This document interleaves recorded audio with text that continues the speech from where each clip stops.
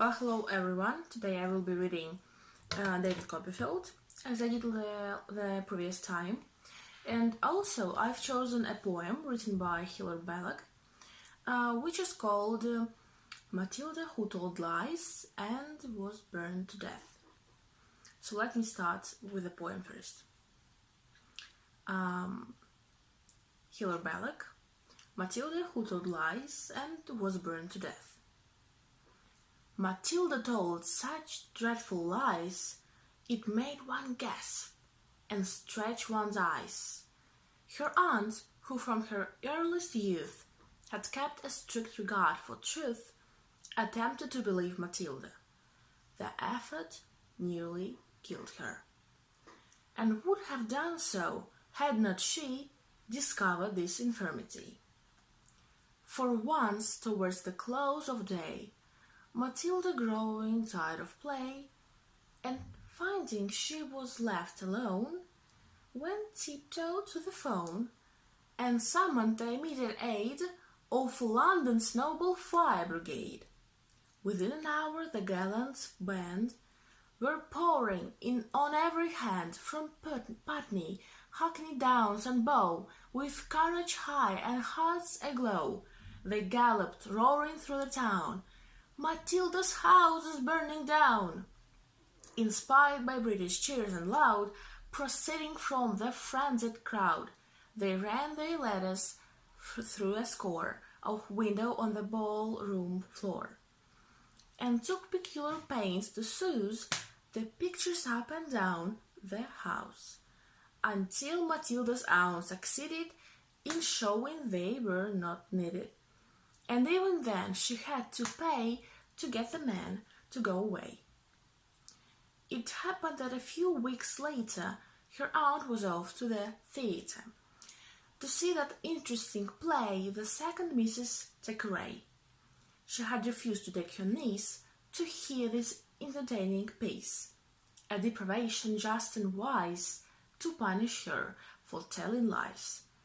That night a fire did break out, and you should have heard Matilda shout. You should have heard her scream and bawl, and throw the window up and call to people passing in the street. But all in vain, for every time she shouted "Fire!" they only answered "Little liar." And therefore when her aunt returned, Matilda and the house were burned. And now, David Copperfield by Charles Dickens. After 2 days and nights, I felt as if I had lived there for a year, and yet I wasn't an hour older, but was quite as much tormented by my own youthfulness as ever. Steerforth not yet appearing, which induced me to apprehend that he must be ill, I left the Commons early on the third day, and walked out to the Highgate. Mrs. Steerforth was very glad to see me, and said that he had gone away with one of his Oxford friends to see another who lived near St. Albans, but that she expected him to return tomorrow. I was so fond of him that I felt quite jealous of his Oxford friends. As she pressed me to stay to dinner, I remained, and I believe we talked about nothing but him all day.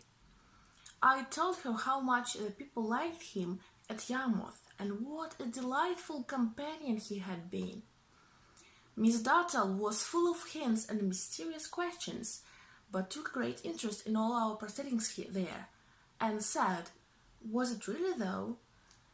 and so forth, and so often that she got everything out of me she wanted to know.